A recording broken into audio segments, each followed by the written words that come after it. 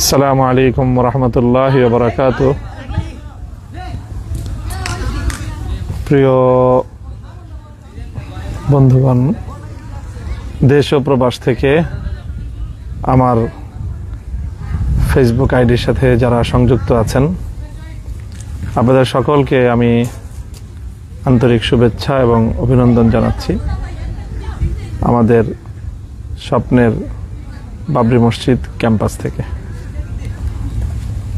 আজকে জুমার দিন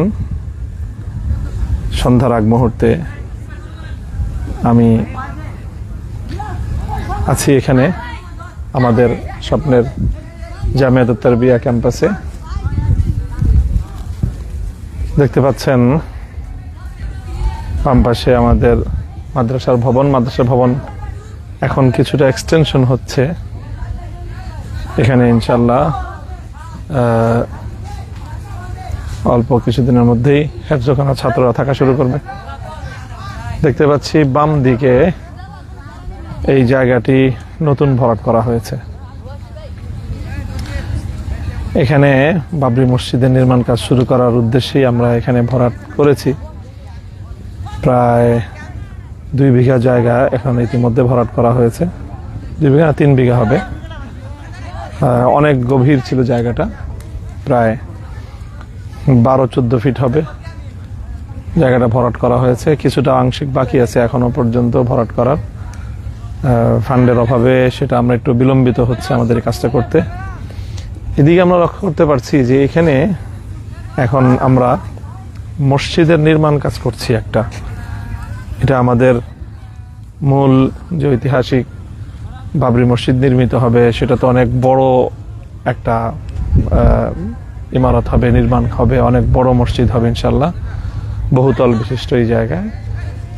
সেটা তো একটা সময় সাপেক্ষ কাজ, কিন্তু ইতিমধ্যে মাদ্রাসায় প্রায় 2 শতাধিক ছাত্রের পড়াশোনা। আগামী রমজানের পরে আমরা আশা করছি যে আরো অনেক ছাত্রের এখানে সংকুলান হবে। তো এই সকল ছাত্রদের জন্য মাদ্রাসার সার্বিক কার্যক্রম পরিচালনার জন্য, নামাজের জন্য মসজিদের প্রয়োজন। সেই হিসাবে আমরা এখানে একটা মসজিদের নির্মাণ কাজ করছি। এটা সেমি বিল্ডিং হবে, প্রায় 5200 স্কোয়ার ফিটের বেশ বড় সড়ো মসজিদ এটা হচ্ছে ইনশাল্লাহ। আপনারা সবাই দোয়া করবেন যেন মসজিদের নির্মাণ কাজটা দ্রুত আমরা সম্পন্ন করতে পারি। এখানে দেখছেন যে খালি জায়গায় ছাত্ররা খেলাধুলা করছে। মাদ্রাসার মূলত এখন 2টো মাঠ। মাদ্রাসার মূল যে পুরনো মাঠ সেটা তো আছেই, সেখানেও বিকালবেলা বাচ্চারা খেলাধুলা করে। খুব সুন্দর নয়নাভিরাম এবং স্বাস্থ্যকর একটা পরিবেশ আলহামদুলিল্লাহ আমরা এখানে তৈরি করতে পেরেছি। অনেক ঢাকার শহরের অভিজাত পরিবারের সন্তানদের জন্যও এবং সচ্ছল পরিবারের সন্তানদের জন্য একটি উন্নত আবাসন ব্যবস্থা আমরা এখানে এখনো করতে পারিনি। ইনশাল্লাহ অচিরেই আমরা সেই ধরনের বেশ উন্নত ব্যবস্থাও করতে পারবো বলে আশা করছি।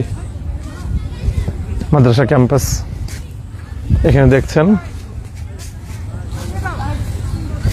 আমাদের মাদ্রাসার সুপরিসর বিশাল মাঠ।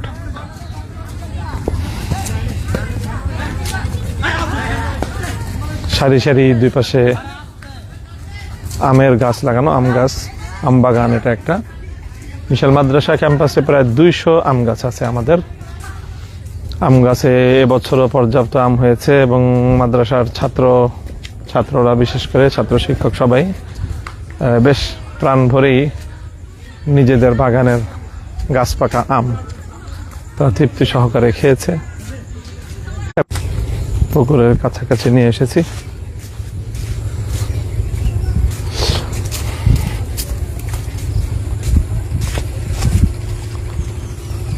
সুন্দর, ঠিক মধ্য পুকুরে একটু বিনোদনের জন্য সেখানে একটু নির্মল পানির মধ্যখানে বেশ বাতাস খাওয়ার জন্য খুব সুন্দর একটা উপভোগ্য পরিবেশ। দেশ বিদেশ থেকে যারা মাদ্রাসাকে খুব ভালোবাসেন, জামিয়াত তারবিয়াকে পছন্দ করেন, আমাকে ফলো করেন, দাওয়াত থাকলো আপনারা কখনো আসবেন এখানে। এখানে সন্ধ্যাবেলায় নয়নাভিরাম একটা পরিবেশ তৈরি হয়, বিশেষ করে যখন আকাশে চাঁদ থাকে। চাঁদনি রাতে পুকুরের এই পানিতে চাঁদের কিরণ বিকিরিত হওয়ার পর এক নয়নাভিরাম দৃশ্যের অবতারণা হয়। সেখানে ঠিক থই থই পানি চারিদিকে, সেই পানির মধ্যখানে যদি আমরা দেখি খুব সুন্দর, এখানে যে মাদ্রাসার পুকুরে আবার এখানে মাছ আছে, বেশ মাছগুলো দেখা যাচ্ছে। মাছগুলো কিন্তু তাদের উপস্থিতি জানান দিচ্ছে। এখানে মানুষের আগমন টের পেয়ে মাছগুলো তারা হয়তো নিজেদের উচ্ছ্বাস জানান দিচ্ছে। এখান থেকে তাদেরকে মূলত খাবার বিতরণ করা হয়। যদি আমরা এই মুহূর্তে খাবার নিয়ে আসতে পারিনি মাছের জন্য কিছু, তবুও মাছগুলো বেশ তারা উচ্ছল অবস্থায় আছে এখানে, আলহামদুলিল্লাহ। আমরা একটু একটু করে আমাদের সাধ্য এবং সামর্থ্যের আলোকে আমাদের এই প্রাণের ক্যাম্পাস গড়ে তুলছি। এখানে দেখতে পাচ্ছি চারপাশ দিয়ে আমাদের যে সীমানা প্রাচীর নির্মাণ হচ্ছে।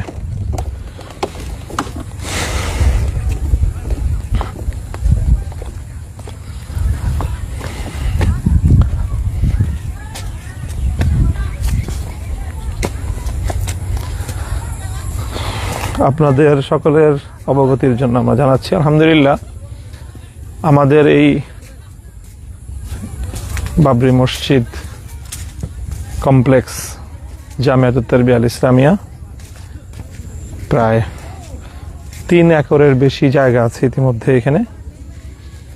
এই জায়গাটুকুর উপর আমরা প্রধানত জামিয়া, একটি বিশ্ববিদ্যালয় মানের ইসলামী শিক্ষা প্রতিষ্ঠান, যেখানে যুগোপযোগী আধুনিক ধারার শিক্ষা থাকবে। আমরা দিক দিয়ে যাই, আধুনিক ধারার শিক্ষা সমন্বয় থাকবে। সেই সাথে আমাদের এই ক্যাম্পাসের ভিতরেই স্কুল অ্যান্ড কলেজ কার্যক্রম শুরু করার ইচ্ছা আমাদের রয়েছে। সেই সাথে আমরা আমাদের এই ক্যাম্পাসের ভিতরে একটা ভোকেশনাল ট্রেনিং সেন্টার করব ইনশাল্লাহ।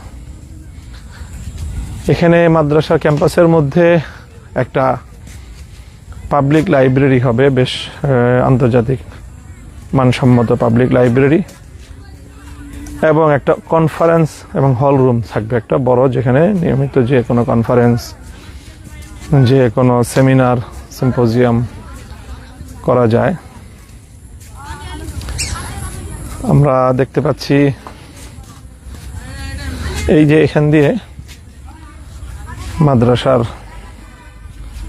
সংযোগ সড়ক, মেইন সড়ক থেকে মাদ্রাসার নিজস্ব জায়গার উপর দিয়ে নিজস্ব অর্থায়নে 25 ফিট প্রশস্ত রাস্তা নির্মাণ করা হয়েছে, এবং রাস্তার দুপাশ দিয়ে ইতিমধ্যে বৃক্ষরোপণ করা হয়েছে, নয়নাভিরাম বৃক্ষ করা হয়েছে। ইতিমধ্যেই এই বছর এই উন্নয়ন কাজটুকু আলহামদুলিল্লাহ হয়েছে, আল্লাহর মেহেরবানি। রিয়াস,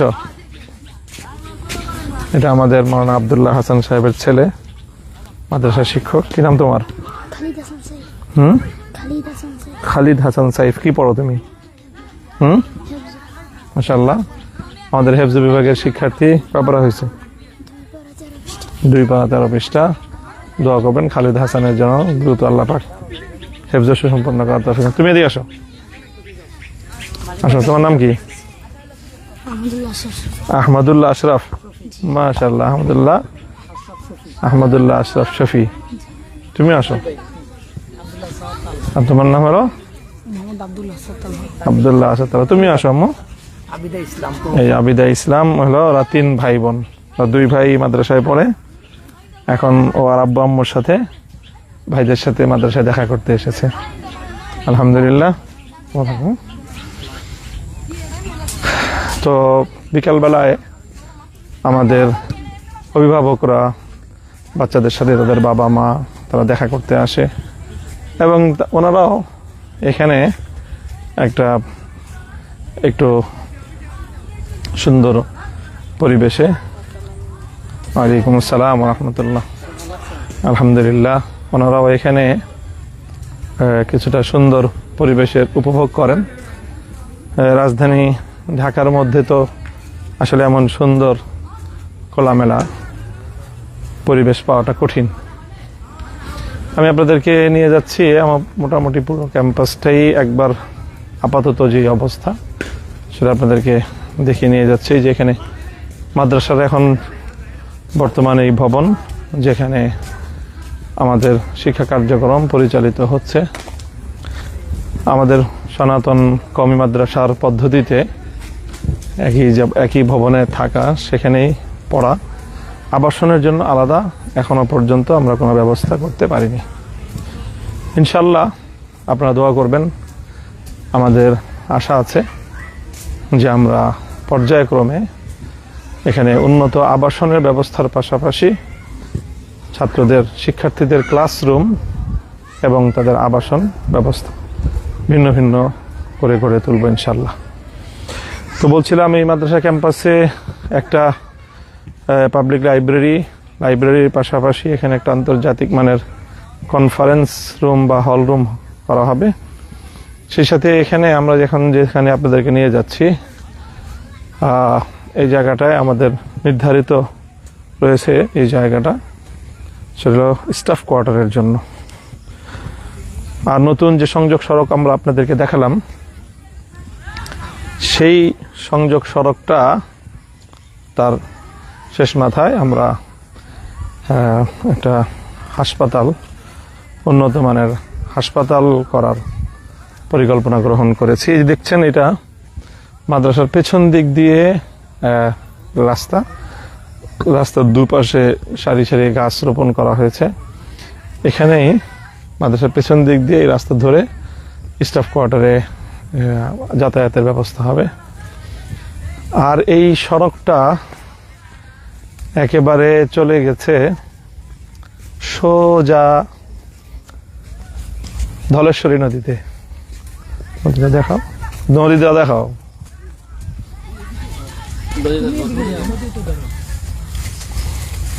নদীটা দেখাও।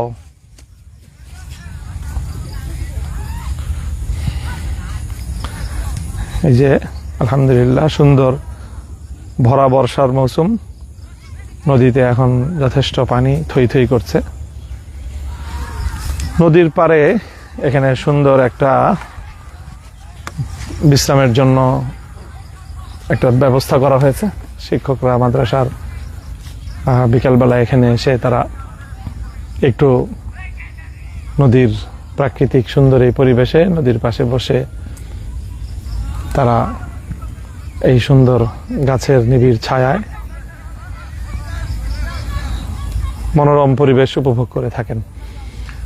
প্রিয় দর্শক, এ তো গেল আমাদের এই স্বপ্নের জামিয়াতুত তারবিয়া আল ইসলামী এবং বাবরি মসজিদ ক্যাম্পাসের কথা। আমি এখন অন্য আরেকটা কথা বলি। মাদ্রাসাও পরিচালনা করছি আলহামদুলিল্লাহ আপনাদের সকলের দোয়ায়। সেই সাথে বাংলাদেশে ইসলামী রাজনীতির প্রতিষ্ঠা এবং তার ব্যাপকতার লক্ষ্যে আমরা আমাদের নিরন্তর প্রচেষ্টা চালিয়ে যাচ্ছি। ইতিমধ্যে আমরা বাংলাদেশে ইসলামী রাজনীতিকে তার সঠিক ধারায় পরিচালনা করার জন্য আমাদের বহুমুখী কার্যক্রম চলছে, আপনারা লক্ষ্য করছেন। এখন আমি একটু রাজনীতির আলাপ করব। রাজনীতির আলাপটা হলো যে আমরা জানি যে আমাদের বাংলাদেশে এখন স্থানীয় সরকার নির্বাচন একেবারে ঘনিয়ে এসেছে। বাংলাদেশের উপজেলা পরিষদ নির্বাচন, ইউনিয়ন পরিষদ নির্বাচন, সিটি কর্পোরেশন নির্বাচন, এইসব নির্বাচনগুলো অনুষ্ঠিত হবে। সেই নির্বাচনকে কেন্দ্র করে আমরা ব্যাপক উদ্যোগ গ্রহণ করেছি। সারা দেশের সকল নেতাকর্মীদের প্রতি আমার বিশেষ আহ্বান থাকবে যে আপনারা যার যার জায়গায় বাংলাদেশ খেলাফত মজলিসের পক্ষ থেকে নির্বাচন করার জন্য প্রার্থী বাছাই করুন এবং প্রার্থীরা নিজ নিজ এলাকায় আপনাদের কার্যক্রম পরিচালনা করুন। দর্শক, আপনাদেরকে আবার নদীতে দেখাই। নদীর পাশ দিয়ে বলগেট অর্থাৎ বালুবাহী জাহাজ বয়ে যাচ্ছে। এটাও একটা প্রাকৃতিক দৃশ্য, খুব সেই প্রাচীনকালীন একটা ফিলিংস আসে এখানে অবস্থান করলে। তো আলহামদুলিল্লাহ, এই নদীর কুল পর্যন্ত এই মাদ্রাসার জায়গা। যেটা বলছিলাম যে প্রবাস থেকেও যারা আমাদেরকে দেখছেন, আমি আপনাদেরকে আজকে এই কথাগুলো বলছি মূলত আমাদের সকল কার্যক্রমের সাথে আপনাদেরকে রিলেট করার জন্য। আপনারা দোয়া করবেন, আমাদের সাথে সম্পৃক্ত থাকবেন। এই বিশাল কর্মযজ্ঞ আমাদের মতো ছোট মানুষের জায়গা থেকে এটা অনেক বড় কাজ আমাদের জন্য। তো আমরা আপনাদের সকলের আন্তরিক দোয়া এবং সহযোগিতা নিয়েই তিলে তিলে আজ হাঁটি হাঁটি পা পা করে এই পর্যায়ে এসে এই জামিয়া উপনীত হয়েছে। আমরা এই সময়টায় স্মরণ করছি অতীতকালে আমাদের কিছু দুঃসহ স্মৃতি এবং কিছু সুখ স্মৃতির কথা। 2021 সালের ফেব্রুয়ারি মাসে কায়েদে মিল্লাতে ইসলামী আল্লামা জুনায়েদ বাবুনগরী রহমতুল্লাহ আলী তিনি এখানে এসেছিলেন এবং তার পদধূলিতে আমাদের এই জামিয়া ধন্য হয়েছে। এই জামিয়ার যখন কার্যক্রম শুরু করা হয়, একেবারে ভূমি ক্রয় শুরু করা হয়, তখন শাইখুল হাদিস আল্লামা আজিজুল হক রহমতুল্লাহ আলী তিনি হায়াতে ছিলেন। তার জীবদ্দশাতেই এর প্রাথমিক কার্যক্রম শুরু করা হয় এবং মাদ্রাসার প্রথম দিকের জমিগুলো মাদ্রাসার নামেই ক্রয় করা হয়েছে। তবে মাদ্রাসার নাম থাকলেও সেখানে মাদ্রাসার পরিচালনা পরিষদের সভাপতি হিসাবে শাইখুল হাদিস আল্লামা আজিজুল হকের নাম ছিল। কাজী এখানে শাইখুল হাদিস আল্লামা আজিজুল হক রহমতুল্লাহের নামের স্মৃতি জড়িত আছে এই জামিয়ার সাথে। আল্লামা জুনায়েদ বাবুনগরীর নাম জড়িত আছে। আল্লামা জুনায়েদ বাবুনগরী ফেব্রুয়ারি মাসে আসলেন, এরপরে মার্চ পেরিয়ে এপ্রিলেই আমাদের উপর এক কালবৈশাখী ঝড় আসে। সেই ঝড়ে লণ্ডভণ্ড হয়ে যায় আমাদের অনেক কিছু। আমার উপর বিশেষ করে নেমে আসে ফ্যাসিবাদী আমলের খড়গ এবং ব্যাপক জুলুম নির্যাতনের শিকার হই ব্যক্তিগতভাবে আমি, আমার পরিবার এবং বিশেষভাবে আমাদের এই শিক্ষা প্রতিষ্ঠান। এই শিক্ষা প্রতিষ্ঠানটিকে ফ্যাসিবাদী আমলের অন্যতম একটা টার্গেটে পরিণত হয়েছিল। এর কারণও ছিল যেহেতু আমরা এখানে বাবরি মসজিদ নির্মাণ করার ঘোষণা দিয়েছিলাম, যার কারণে আমরা একটা বিশেষ ষড়যন্ত্রের মুখোমুখি হয়েছিলাম। এবং আমার একটা আশঙ্কা বা ধারণা যে আমার উপর পরিচালিত এই সকল ষড়যন্ত্রের পিছনে অন্যতম একটা কারণ এবং দায় হলো আমার এই উদ্যোগ যে আমি আবার মুসলমানদের হারিয়ে যাওয়া প্রাণের স্পন্দন 500 বছরের সিজদাগাহ বাবরি মসজিদের চেতনাকে আবার জাগ্রত করার উদ্যোগ নিয়েছি এবং এখানে আল্লামা আহমদ শফি রহমতুল্লাহ আলীকে নিয়ে এসে তার মাধ্যমে এখানে বাবরি মসজিদের ভিত্তিপ্রস্তর স্থাপন করার আমরা পরিকল্পনা এবং সেই উদ্যোগ গ্রহণ করেছিলাম। সেই কর্মসূচি আমরা হাতে নিয়েছিলাম। সেটাই আমাদের জন্য কাল হয়েছিল আলহামদুলিল্লাহ, এবং সেটাই এখন আমাদের জন্য সাপে বর হবে। দেশ প্রবাসের বহু মানুষ মূলত বাবরি মসজিদ সম্পর্কে জানতে চান, বাবরি মসজিদের কার্যক্রম কতদূর এগুলো সেটাও জানতে চান। অনেকেই ইতিমধ্যে বাবরি মসজিদের জমি ক্রয়ের জন্য আমরা যে 313 সদস্য সংগ্রহের অভিযান পরিচালনা করেছিলাম, অনেকেই সেই অভিযানে সাড়া দিয়ে বিশেষ করে প্রবাস থেকে বহু মানুষ ভাই বোনেরা সেখানে সদস্য হয়েছিলেন এবং 1 লক্ষ টাকা করে আমাদের কাছে পাঠিয়েছিলেন এবং সেই টাকার মাধ্যমেই মূলত এই জমিগুলো সংগ্রহ করা হয়েছিল। এখনো আমাদের সেই অভিযান অব্যাহত আছে এবং সেই সাথে মসজিদ নির্মাণের জন্য একজন মানুষের নামাজের জায়গা, এক মুসল্লা 8 স্কয়ার বর্গফিট মানে 8 বর্গফিট জায়গা, সেটা নির্মাণ কাজের জন্য 25,000 টাকার একটা অ্যামাউন্ট এবং 1 বর্গফুট জায়গার জন্য 3,000 টাকার নির্মাণ ব্যয় হিসাব করে আমরা সেটাও আপনাদের জন্য রেখেছি। তো বলছিলাম এই মাদ্রাসার কথা, জামিয়ার কথা। এই জামিয়াটা 2021 সালের, আমি 2021 সালের এপ্রিল মাসের 3 তারিখ, এপ্রিল মাসের 15 তারিখ গ্রেফতার হওয়ার পর নেমে আসে এই জামিয়ার উপরেও ভয়াবহ জুলুম, নির্যাতন, স্টিম রোলার। এখানে আমাদের ছাত্র, শিক্ষক এবং স্টাফ যারাই ছিল মাদ্রাসা ঘেরাও করে, তাদের সকলকে গ্রেফতার করা হয়েছিল। কেউ এদিকে সেদিকে নদীতে ঝাঁপিয়ে এদিক সেদিক দিয়ে দৌড়ে পালাতে পারলেও 2-1 জন, অধিকাংশই তারা গ্রেফতার হয়ে গিয়েছিল। এবং দীর্ঘদিন এই মাদ্রাসাটি পুরো ক্যাম্পাস এটা পুলিশের নিয়ন্ত্রণে ছিল এবং এখানে আমাদের আগমন এবং আমাদের কারো আগমন এখানে নিষেধাজ্ঞা ছিল। তো এই এক দীর্ঘ অতীত, জুলুম নির্যাতনের অতীত পেরিয়ে আমরা আল্লাহর মেহেরবানিতে এখন একটি সুন্দর বর্তমানে এবং তার চেয়েও আরো সুন্দর একটি ভবিষ্যতের স্বপ্ন দেখছি এখানে। আপনাদের সকলের কাছে আমি আন্তরিক দোয়া চাই এবং আপনারা যারা এতক্ষণ পর্যন্ত আমার সাথে আজকের লাইভ প্রোগ্রামে ছিলেন, আপনাদের সকলকে আবারও আমি আমার পক্ষ থেকে অভিনন্দন জানাই। এবং আমি আজকের আমার এই বক্তব্যের শিরোনাম দিয়েছি একটু হালকা মাইন্ডের কিছু কথা বলবো। গত 1-2 দিন ফেসবুক কেন্দ্রিক, সামাজিক যোগাযোগ মাধ্যম কেন্দ্রিক বেশ কিছু অনভিপ্রেত আলোচনা হয়ে গিয়েছে।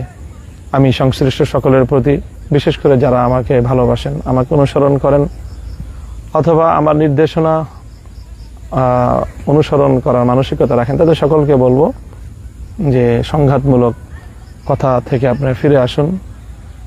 অপরের সম্মান যখন আপনি হানি করবেন, তখন আপনার প্রিয়জনেরও সম্মান আরেকজন হানি করবে।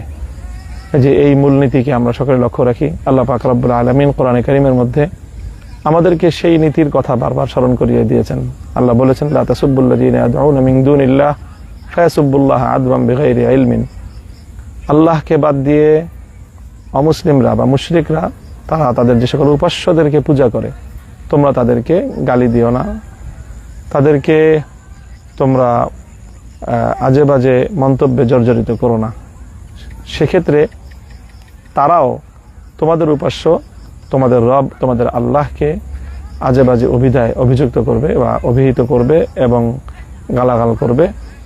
তো সেটার দায় তোমাকে নিতে হবে, কারণ তুমি তাদের উপাস্যকে গালি দিয়ে তোমার উপাস্যকেও গালি দেওয়ার একটা পরিবেশ তুমি তৈরি করেছ। এই মূলনীতির আলোকে আমরা সকলেই সংযত থাকব এবং একেবারেই কোনো ব্যাপারে যদি সমালোচনা করতে হয় অত্যন্ত মার্জিত ভাষায়, ভদ্র ভাষায় এবং সহি নিয়তে, ইসলাহের নিয়তে আমরা সেই ক্রিটিসিজম করব বা সমালোচনা করব অবশ্যই, কিন্তু সেটা অবশ্যই যেন সভ্যতা, ভদ্রতা, শালীনতা এবং সত্যতার মানদণ্ডে উত্তীর্ণ হয়। সেই সীমারেখা মেনে চলে আমরা করব ইনশাল্লাহ।